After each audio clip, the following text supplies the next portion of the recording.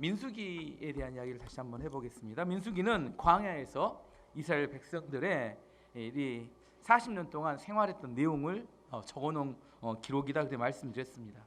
40년 동안 이렇게 그들이 살았던 이야기를 적어놨는데 그 40년 동안의 기록이 멈춰 있는 기록이 아니라 계속해서 이동해 가면서 나타났던 이야기를 쓰고 있습니다. 지금 1장부터 10장까지 민수기 1장부터 10장까지는 이동하는 데 있어서 준비하는 과정이 1장부터 10장까지입니다. 1장부터 10장까지는 이동하지 않았어요. 이동하지 않고 뭐하고 있다고요? 준비하는 데 1장부터 10장까지 들고 10장부터 시작해서 이제 본격적으로 이동이 시작됩니다. 이동 전에 지금 어떤 준비를 했는지를 보여주는 건데 이스라엘 백성들이 애굽에서 나오죠. 애굽에서 나와서 가장 먼저 도착했던 곳이 어딜까요? 목적지가 있었습니다. 시내산에 먼저 갑니다. 잘 모르세요? 지금 계속 하고 있는데 그래서 지도를 다시 잊어버릴 줄 알았습니다. 저는 자 지도 보시면 이게 애굽이죠. 애굽에서 나와서 여기가 홍해입니다. 홍해를 건너서 시내산 있죠. 시내산에 먼저 갑니다. 그리고 나서 나중에 가나안 땅까지 가는데 시내산 기억하셔야 합니다. 왜 시내산에 갔을까? 시내산에 가서 시내산에 가서 있었던 일을 기록한 게 출애굽기입니다. 출애굽기의 긴 이야기는 출애굽하고 난 다음에 뒤에 십계명을 받고 시내산에서 모세가 산에 올라가죠. 시내산에 올라가서 십계명을 받고 또 시내산에서 하나님께서 뭘 중요한 명령을 주시냐면 뭘 하냐면 성막을 만들어라. 사실 내가 작심했어 하고 성경 읽을 때 창세기는 재밌습니다. 출애굽기 초반도 재밌어요. 근데 출애굽기 20장을 넘어가면 이제 인내와 고난의 시간이 옵니다. 왜냐하면 성막을 만들어요. 성막을 만드는데 뭘 만들고 천을 덮고 난리가 나는데 이게 뭔 이야기인지 도대체 알 수가 없는데 그 이야기를 시내산 꼭대기에서 하나님께서 모세에게 명령한 겁니다. 야, 너가 내려가면 성막을 만들어야 되는데 설계도를 줄게. 그 설계도를 주는 장면이 출애굽기 20장 이후에 나옵니다. 근데 왜 이게 기냐면 20장부터 40장까지 하나님께서 설계도를 먼저 이야기해줘요. 산에서 내려가서 모세가 백성들에게 다시 한번 하나님의 말씀을 전합니다. 그러고 나서 세 번째 뭐예요? 짓는 이야기는 같은 이야기를 세 번 반복하는 이야기입니다. 긴 이야기 아니라 출애굽기 후반을 읽어보면 성막을 만드는데 세 번 반복이 돼요. 다른 이야기가 아니라 같은 이야기입니다. 근데 이 중요한 이야기는 뭐냐면 시내산에서 하나님이 두 가지 중요한 이야기를 하셨다는 거예요. 첫 번째는 돌판에 새겨진 십계명을 주신 것과 두 번째는 시내산에서 성막을 만들 수 있는 아이디어와 그 생각을 명령하셨다는 거예요. 그래서 그 명령을 가지고 내려와서 뭘 만들어요?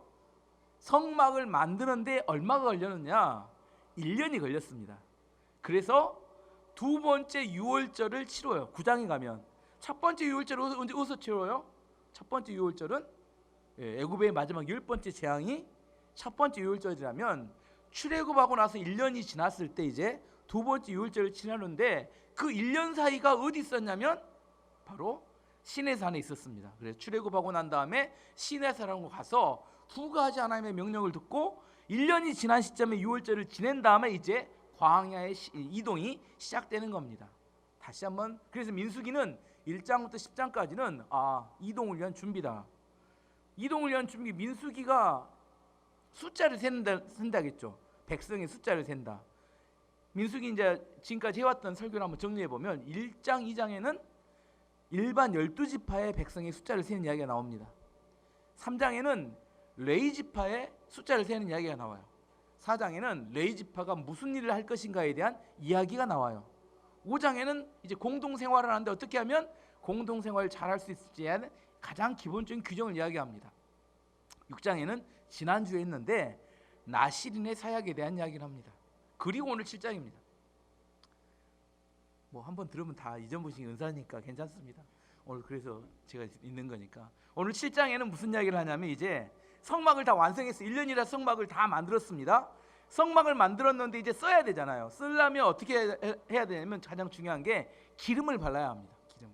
오늘 기름 바른 이야기와 이제 기름을 발랐으면 그 다음에 뭐예요? 이제 제사를 드려봐야 되잖아요. 이제 처음으로 성막을 만들어서 이 성막 만드는 데 돈이 엄청 들어갑니다.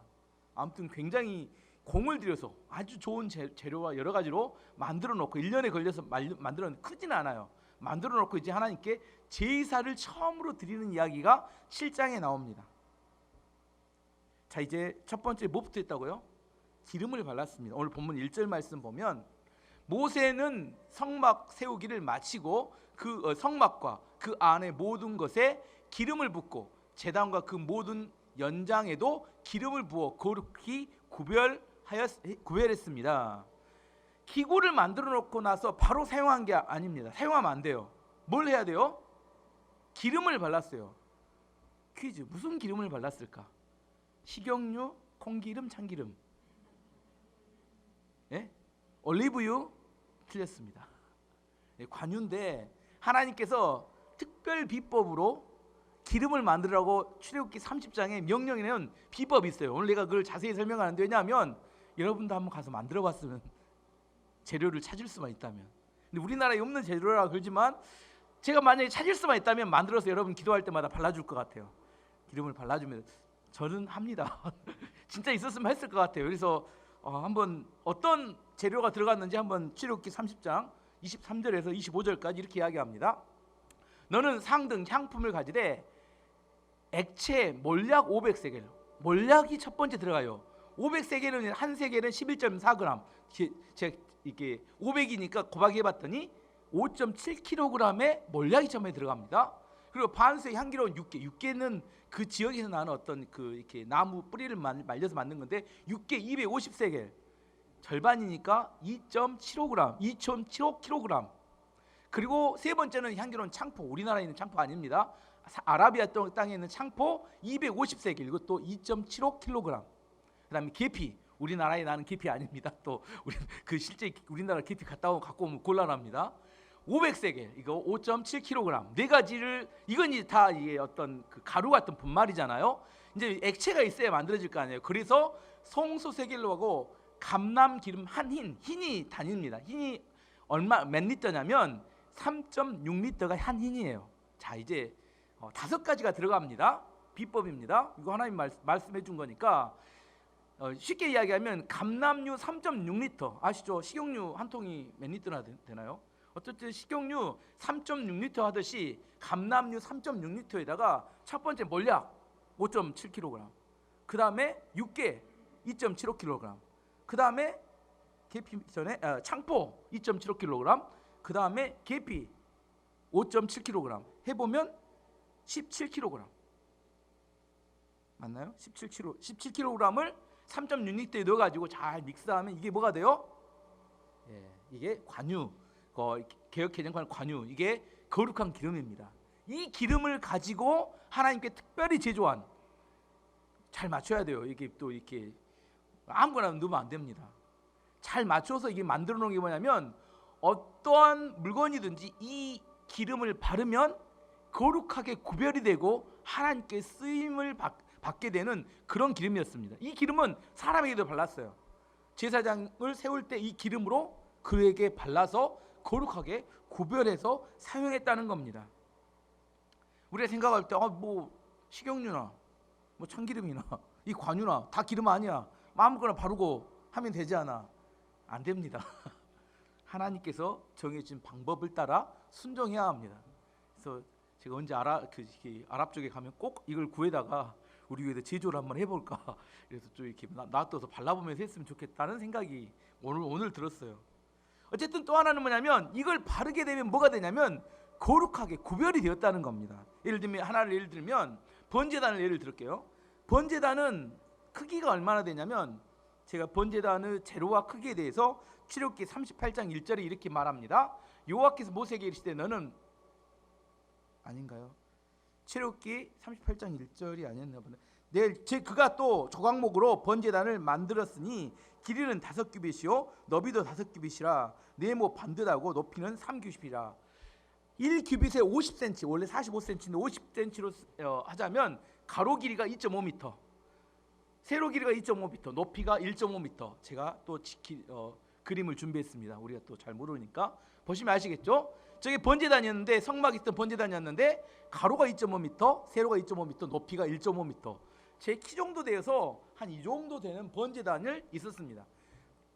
뭘로 만들었냐면, 재료는 뭐냐면, 조각목은 뭐냐면 아카시아 나무, 그 유럽 그 중동 지역에서 아주 흔하디 흔한 아카시아 나무, 조각목이 아카시아 나무인데, 아카시아 나무로 저 번제단을 만들었어요. 번제단을 만들면 이 나무로 만들었어요. 근데 뭘만 채우면 되냐면, 그 아까 가운데에 철망으로 되어 있는 놋으로 만든 철망을 채우면 번제단이 됩니다. 그래서 놋제단 이렇게 이야기해요. 근데 사실 건 모양은 놋으로 만든 게 아니라 나무로 만들었죠. 이렇게 다 만들었습니다, 번제단을. 근데 이것을 번제단을 만들어 놓고 뭘 발라야 쓸 수가 있어요? 관유마라는 기름을 발라야 합니다.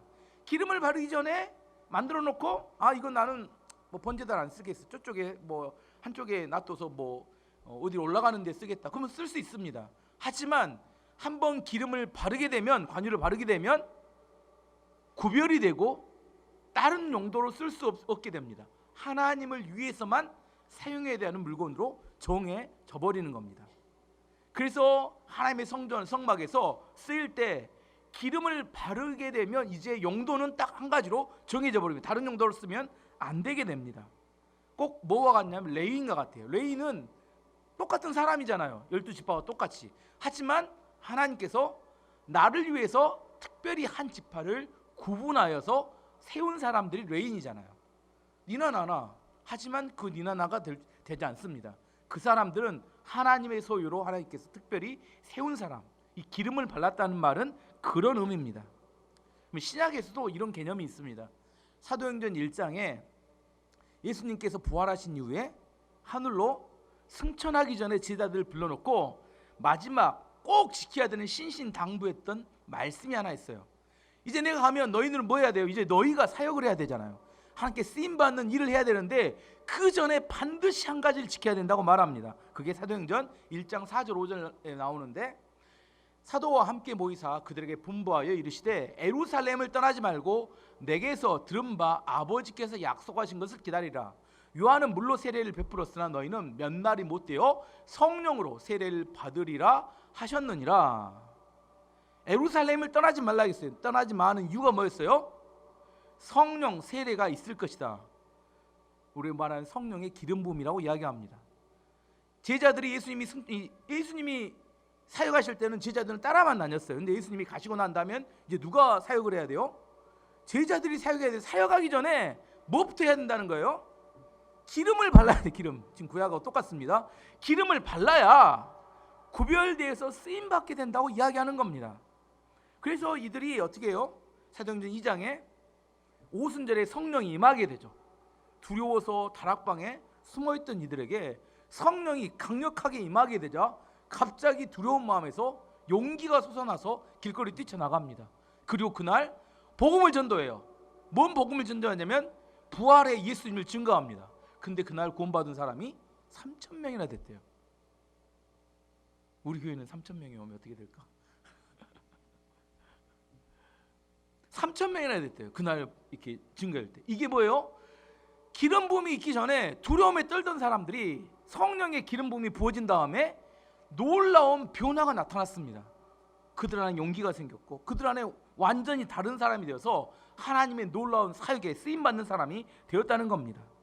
하나님의 일은 기름 부음 받은 사람이 해야 합니다. 그래야 지치지 않습니다.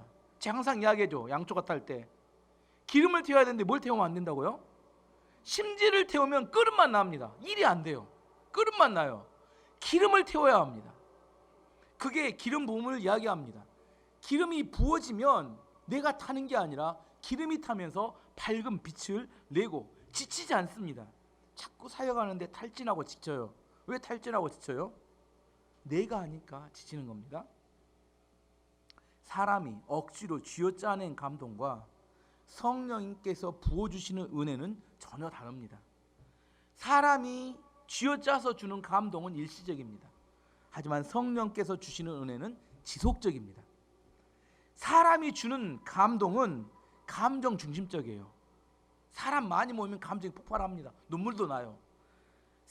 사람이 주는 감동은 자기 중심적입니다. 하지만 성령께서 주시는 은혜는 말씀 중심입니다. 그리고 성령께서 주시는 은혜는 이타적이에요. 자기 중심이 아닙니다. 다시 한번 설명해 보겠습니다. 성령이 사람이 쥐어짜낸 은혜는 일시적입니다. 감동은. 성령이 주시는 은혜는 계속됩니다. 지속적입니다. 사람이 주는 감동은 감정 중심이에요. 하지만 성령이 주시는 감동은 말씀 중심입니다. 성령이 주시는 감동은 이타적입니다. 사람이 주는 감동은 자기 중심적이에요. 오순절에 성령이 강력하게 역사했을 때 제자들은 자기 생명을 걸고 길거리에 나가서 복음을 증거합니다. 자기 중심이 아니에요. 예수 그리스도 중심이었고, 그들은 자기의 생명을 희생하며 그들은 복음 증거 때문에 감옥에 갇히기도 하고 여러 가지 핍박을 받았지만 두려워하지 않았어요. 왜냐하면 성령이 그들 안에 역사했기 때문입니다. 내 힘으로 했다면 못해요. 무서워서. 예수님도 잡혀 죽었는데 우리는 잡혀 당연히 죽죠. 그래서 이야기하시는 겁니다. 우리 안에서 성령의 기름 부심이 먼저 있는 다음에 하나님의 사역을 감당해야 합니다. 그래서 사도행전 1장 8절이 이렇게 말합니다. 오직 성령이 너희에게 임하시면 너희가 권능을 받고 예루살렘과 온 유대와 사마리아와 땅끝까지 이르러 내 증인이 되리라 하시니라. 내 힘으로 증인 되려고 하면 안 됩니다. 힘들어서 못 해요. 어떻게 우리 예수님을 증거하겠습니까? 뭐가 임해야 돼요? 성령이 내 안에 임하시게 되면 우리 안에 권능, 두나미스라고 이야기하는 엄청난 폭발적인 능력이 주어지게 되고, 그리고 복음을 전할 수 있게 됩니다. 여러분, 이 단위에 올라와서 이게 몇 명 안 되니까 와서 설교하기가 쉬울 것 같죠? 준비 안 된 사람이 올라오면 말도 제대로 잘 못합니다. 아래서 말 잘해도 올라오면 말 잘 못합니다. 내 안에 성령의 기름 부으심이 충만해져야 내가 원하는 말씀을, 하나님 주신 말씀을 자유롭게 전할 수 있게 됩니다. 첫 번째, 하나님께 쓰임 받기 위해서는 뭐가 있어야 된다고요? 기름 부음이 있어야 합니다. 기름 부음이. 그러면 그래서 이제 기름 부음을 이렇게 기름을 부었어요. 이제 다 이렇게 성전의 기구에 기름 붓고 난 다음에 이제 처음으로 이제 사용을 해봐야 되잖아요. 누구에게 사용하라고 명령하셨냐면 12지파의 족장들, 대표 리더들에게 이제 사용하도록 그것을 제사를 지내도록 하셨습니다. 11절 보면 여호와께서 모세에게 말씀하셨습니다. 너는 지도자들이 매일 한 사람씩 나와서 예물을 바치게 하여라. 그래서 제단을 거룩히 구별하여라. 오늘 본문이 길어요. 12절에서 83절까지 내용은 뭐냐면 6절씩 반복하는데 12지파니까 12명이 같은 제사를 매일처럼 12번 한 이야기를 다 기록해놨어요. 읽을 필요가 있을까요? 예, 첫 번째치만 읽고 나머지는 똑같습니다. 내용도 똑같아요. 이름만 바뀝니다. 첫 번째 어떻게 드렸는지, 어떤 제사를 드렸는지 6절에 걸쳐 한번 읽어보면 12절에서 17절까지 말씀입니다. 첫째 날에는 아미나답의 아들 나손이 예물을 가져왔습니다. 그는 유다지파의 지도자입니다. 그 예물은 거룩한 곳인 성소에서 다는 무게로 130세겔이 되는 은 쟁반 하나, 130세겔이면 얼마나 될까요? 한 세겔은 제가 이야기했습니다. 11.4g. 세겔은 자주 나오니까 외우는 게 편합니다. 11.4g 제가 계산해 왔습니다. 1.5kg, 1.48인데 1.5kg의 은 쟁반 하나 갖고 왔고, 그 다음에 70세겔 0.8kg 되는 은 접시, 두 가지에 뭘 담았냐면 접시와 쟁반에는 기름을 섞은 고운 가루란 밀가루 같은 곡물을 말합니다. 가루를 가득 채워 가져왔습니다. 이것은 곡물 제물로 바칠 것입니다. 이스라엘에는 5대 제사가 있었는데 유일하게 5대 제사 중에 곡식으로 드리는 제사를 뭐라고 하냐면 소제라고 합니다. 소제. 5대 제사가 있는데 5대 제사 중에 5대 제사는 번제, 소제, 화목제, 속죄제, 석곤제, 이렇게 5가지 제사인데 이 5가지 제사 중에 소제만이 유일하게 곡물로 드린다. 소제구나. 이거 누구나 알 수 있는데 뭐 그렇습니다. 일단은 소제를 드립니다. 두 번째는 그 다음에 뭐냐면, 그리고 무게 10세겔 되는 금잔에, 10세겔은 11.4g, 114g 정도 되는 금잔에 향을 담아 가져와서 두 번째는 향을 담아 갖고 왔고, 세 번째는 이제 번제물에 대한 이야기를 하는데 또 숫송아지와 순양과 1년 된 어린 순양 3가지를 드렸던 것, 한 마리씩 가져왔습니다. 이것을 태워 드리는 제물인 번제물로 바칠 것입니다. 번제물의 3가지 제물. 그 다음에는 속죄 제물인데 또 죄를 씻는 제물인 속죄 제물로 염소를 한 마리 가져왔습니다. 마지막으로는 화목 제물인데 또 황소 2마리와 순양 5마리와 순염소 5마리와 1년 된 어린 순양 5마리를 가져왔습니다. 이것은 모두 화목제물로 바칠 것입니다. 제사를 4가지를 지냈습니다. 뭐 다 기억할 필요 없어요. 첫 번째 소제, 곡물로 드린 거, 그 다음에 번제, 태워서 드리는 거, 그 다음에 속죄제, 죄를 속하여 드리는 거. 화목제는 뭘까요? 이름이 나와 있어요. 친하자고 드리는 겁니다. 이게 속죄제는 법적인 문제로 우리가 죄를 사해 주십시오 하고 드린다면 사해졌어요. 그 다음에는 뭐가 되냐면 우리 끝나고 난 다음에 밥 한 끼 먹으면서 서로 이렇게 친하게 지내는 거, 하나님과의 우리 사이에 감정적인 쌓인 것을 털어내는 것이 이 화목제입니다. 근데 어디 제물을 제일 많이 드렸어요? 화목제물은 17마리를 드렸어요. 17마리. 화목제물은 화목제를 드리고 난 다음에 서로 나눠 먹었습니다. 그 제물을. 번제나 속죄제는 다 태워서 없애야 돼요. 하지만 화목제물은 서로 드린 사람들이 또 서로 나눠 먹을 수 있기 때문에 그래서 화목제물이 제일 많았던 것 같아요. 어쨌든 4가지 종류의 제사를 한 지도자가 돈을 계산해 봤습니다. 제가 이것도 이렇게 얼마나 들까? 짐승이 지금 수십 마리가 들어가는데 2천만 원이 넘습니다. 한 사람이 제사를 드리면 응잼반, 뭐 금잔, 뭐 짐승에서 2천만 원이 넘는 많은 돈을 들여서 제사를 지냈습니다. 몇 명이 했다고? 이렇게 12명이 오랫동안 이렇게 돌아가면서 매일처럼 지낸 이야기가 나옵니다. 원래 잘 설명 안 하는데 여러분도 이거 읽으면서 또 한 번도 여러분 내가 이렇게 설명 안 하면 이게 뭔 이야기인지 모르고 지나가서 내가 민수기를 하니까 이걸 이렇게 설명드리는 겁니다. 그러면 여기서 어떤 걸 깨달을 수 있을까? 여기서 중요한 주제는 뭐냐면 헌신도 혼자 다 하는 것은 좋지 않다는 겁니다. 12분의 1씩 다 나눠서 했습니다. 나눠서. 교회에서 중요한 것은 함께 하는 게 중요해요. 시편 133편 1절에 뭐라고 하냐면 보라 형제가 연합하여 동거함이 어찌 그리 선하고 아름다운고 이야기합니다. 교회에서는 게으른 것도 문제지만 헌신을 독점하는 것도 문제가 될 수 있습니다. 다른 지체들과 함께하는 법을 배우는 것이 매우 중요합니다. 아프리카 속담에 오늘 아프리카 속담을 질문해 놓은 아프리카 속담에 빨리 가려면 어떻게 가고? 혼자서 가고, 멀리 가려면 함께 가라. 이게 아프리카 속담이 돼요. 내가 빨리 가고 싶은데 게으른 사람이 있어요. 그럼 같이 가는 것 엄청 힘듭니다. 그냥 혼자 가는 게 제일 빨라요. 빨리 가려면 혼자 가면 됩니다. 하지만 혼자 가면 금방 지칩니다. 그래서 멀리 못 갑니다. 나중에 탈진해서 중간에 쓰러져 있어요. 하지만 멀리 가려면 함께 가야 합니다. 때로는 내 컨디션이 좋을 때도 있지만 컨디션이 안 좋을 때가 있어요. 내가 안 좋으면 옆에 사람이 도와줘야 합니다. 이게 함께 가는 걸 알아야 돼요. 교회에서 사역의 매우 중요한 부분이 함께 가는 것을 배울 줄 알아야 합니다. 함께 가지 못하고 독점하려고 하는 거, 이거 큰 문제입니다. 어떤 사람 보면 무엇이든지 1등 하려고 하는 욕심이 있어요. 내가 1등이 아니면 안 된다고 생각합니다. 하지만 어느 부분에서 내가 1등이라면 저쪽 부분에서는 다른 사람을 1등으로 만들어주고 함께 갈 줄 아는 것을 배워야 합니다. 우리 교회가 최고의 교회가 되는 게 좋지 않아요. 우리 교회는 우리 교회에 주신 은사를 따라 우리 교회가 할 수 있는 것만 해야 되는데 욕심부리고 뭐든지 다 하겠다. 그것은 옳지 않습니다. 다른 교회가 잘하는 청년 사역이든 주일학교 사역이든 뭐 무슨 사역이든 그걸 인정해 줘야 합니다.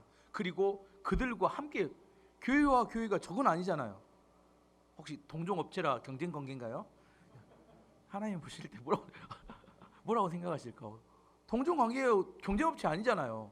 같이 가요. 천국 가면 만나야 돼. 같이 가야 되는데 이 잘못 생각하면 우리가 다 1등 해야 되고 이렇게 이렇게 예전에 그랬다 하더라고요. 제가 세순교회 다닐 때 세순교회 그 일곡동에 제일 큰 교회가 일곡중앙교회하고 세순교회하고, 세순교회가 제일 크다 하니까 일곡중앙교회 목사님이 그랬다더라고요. 세순교회보다 한 편이 더 크다겠다든가 자리 하나가 더 많다겠다든가. 그래서 그게 무슨 의미가 있을까? 아무 의미 없는, 그게 뭐 이렇게 우리가 뭐 경쟁 관계가 아닌데, 불교라면 이해하겠어요. 조계사라면 우리가 경쟁 관계일 수 있겠지만 교회끼리 경쟁 관계가 될 필요가 없습니다. 우리가 잘하고 있는 걸 잘하면 되는데 잘못 생각하면 우리가 독점을 다 해야겠다 이런 생각하면 이게 교회에서 하는 생각은 하나님의 생각은 아니라는 겁니다. 신비주의, 우리 안에 이단 중에 신비주의의 문제점 중에 하나는 뭐든지 독점하려고 합니다. 뭐라고 하냐면 자기만 봤답니다. 뭘 봤대요. 다른 사람 다 안 보고 자기만 봤대요. 또 자기만 느꼈대요. 자기만 느끼고 또 자기만 깨달았다고, 자기만 옳다고 합니다. 그리고 다른 사람 모두는 다 뭐라고요? 틀렸다고 말해버립니다. 마치 자기가 다 하나님을 독점한 것처럼 자기만 옳고 다른 사람은 다 틀리다고 이야기하면 이게 신비주의일 가능성이 매우 높습니다. 제가 만난 하나님은 하나님을 더 많이 알고 하나님을 더 많이 가까이 하면 할수록 하나님을 닮아가게 되고 예수 그리스도를 닮아가며 독선적이 아니라 소통하는 사람으로 변하게 됩니다. 예수 그리스도의 삶과 인격, 그걸 배우게 돼요. 근데 신앙생활이 잘못되면 뭘 독점하게 되고 본인만 하려고 하는 성향에 말이 안 통하는 막행이들 있잖아요. 소통이 안 되는, 아예 본인 아마 혼자만 하는 독선적인 사람이 되어간다면 신앙이 성장하는 게 아니라 뭔가 문제가 있다고 생각해야 저는 맞다고 생각합니다. 예수님 그렇게 살지 않으셨어요. 예수님은 많은 사람, 심지어 죄인과 세리들까지도 소통이 가능하게 사셨는데, 이 시대에 자기가 뭘 독점했다고 하면서 소통이 불가능한 사람처럼 살아가면, 자기 혼자 봤다고 이야기하면 그 사람은 예수 그리스도를 닮아가는 게 아니라 뭔가 잘못된 게 있다, 그렇게 생각합니다. 신앙생활에 중요한 것은 함께 하는 겁니다. 서로 함께 신뢰함으로 인정해주고 함께 이루어가야 합니다. 그래서 진짜 우리가 신앙이 있는지 없는지가 증명될 수 있는 곳은 어디냐면 교회가 아니라 가정, 직장, 학교입니다. 왜냐하면 꼴통 신자들, 자기만 뭘 봤다고 하는 사람들은 다른 사람을 무시해요.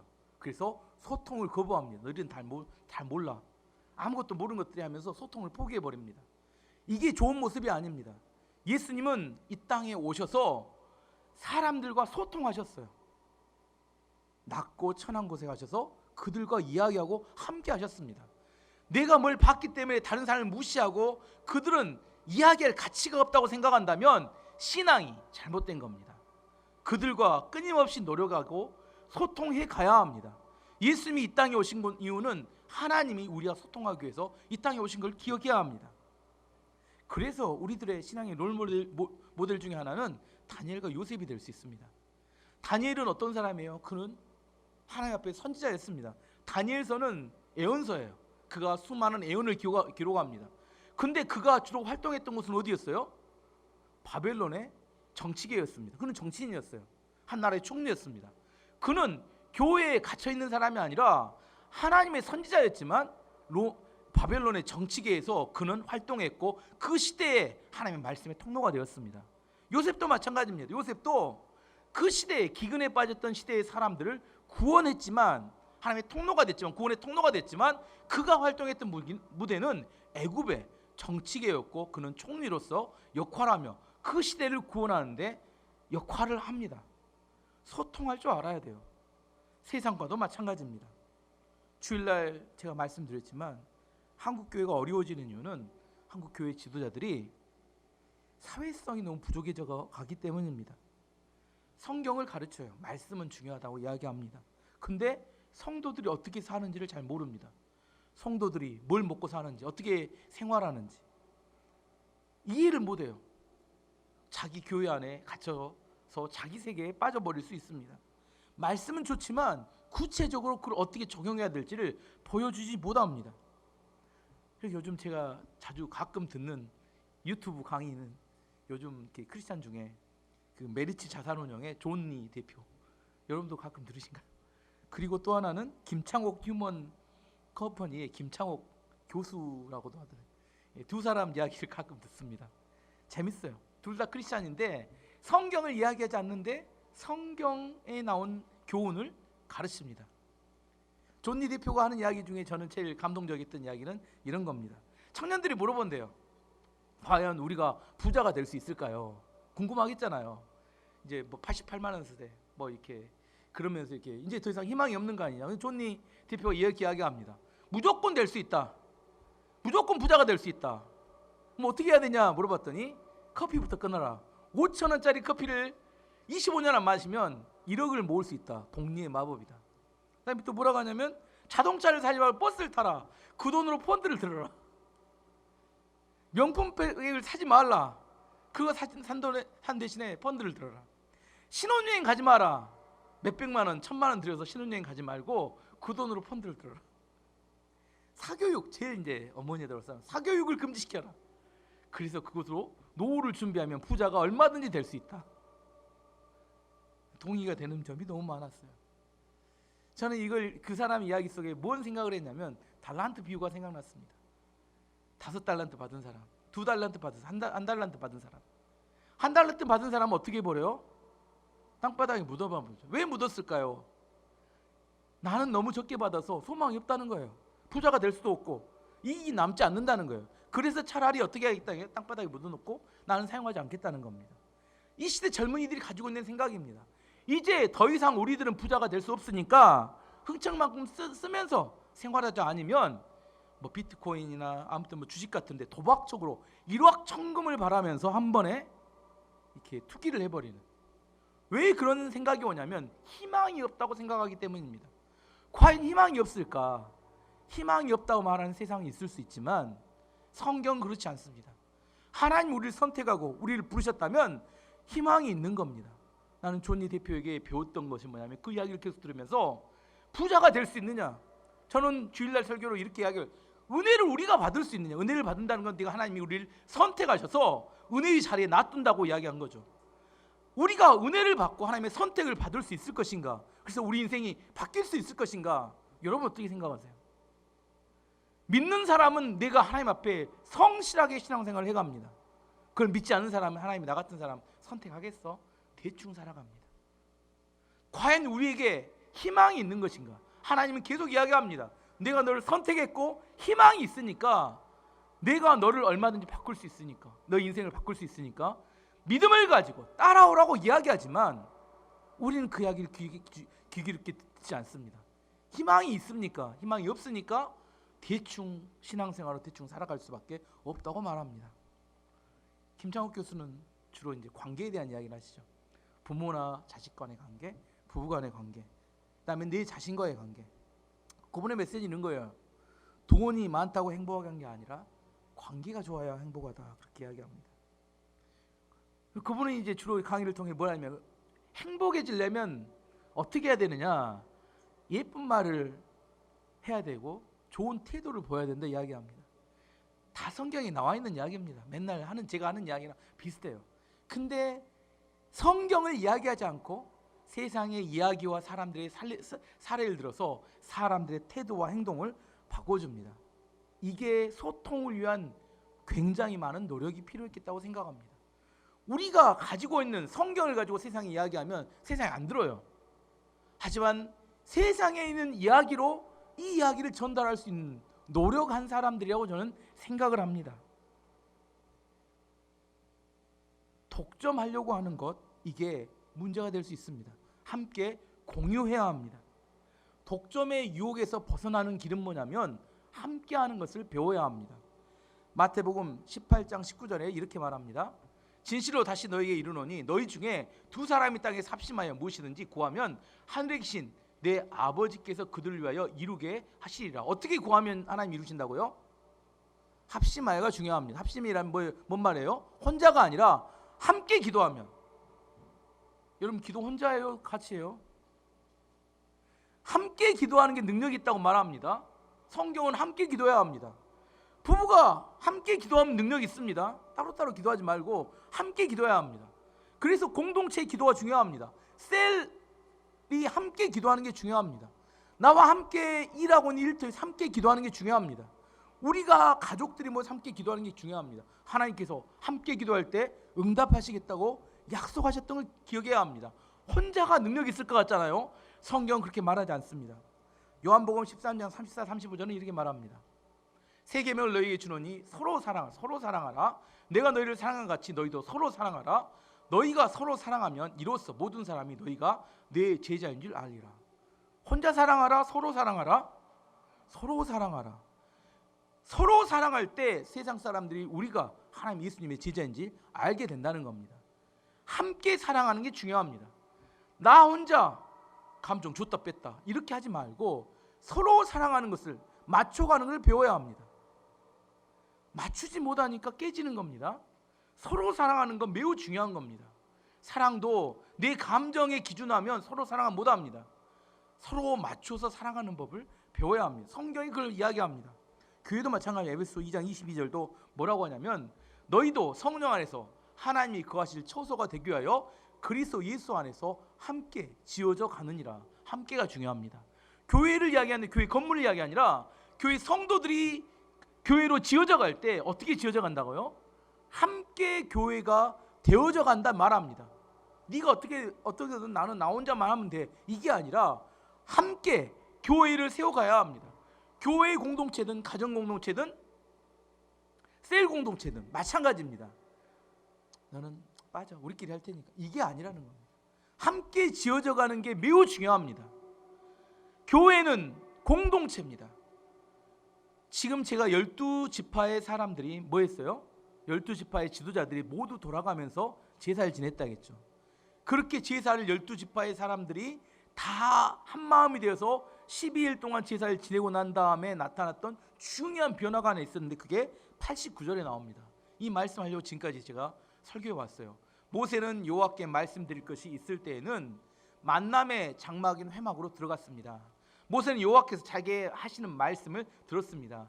여호와의 목소리는 언약궤를 덮고 있는 석재판 위에 있는 날개 달린 생물들인 두 그룹 사이에서 들려왔습니다. 이처럼 여호와께서는 모세에게 말씀하셨습니다. 처음으로 성막이 만들어졌고 거기에 기름을 발랐고 처음으로 제사를 드렸습니다. 그랬더니 그 성막에서 뭔 변화가 나타났냐면 이제 하나님이 말씀하시기 시작했다는 거예요. 어디서 말씀했다고요? 언약궤 위에 있는 두 그룹 천사의 날개 가운데서 하나님의 음성이 들리기 시작했어요. 또 여러분이 잘 모르실 것 같아서 제가 언약궤의 모양을 또 갖고 왔습니다. 자, 또 어딘지 좀 모르니까 이게 언약궤가 있고요. 두 그룹 천사입니다.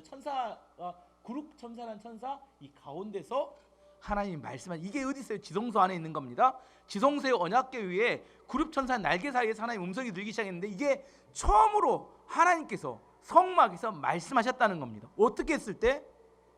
12지파의 지도자들이 함께 한마음이 돼서 함께 예배를 드렸을 때, 한 공동체가 되었을 때 거기서부터 하나님께서 말씀하기 시작하셨다는 겁니다. 하나님은 우리가 하나 될 때 그곳에서 역사하시며 말씀하십니다.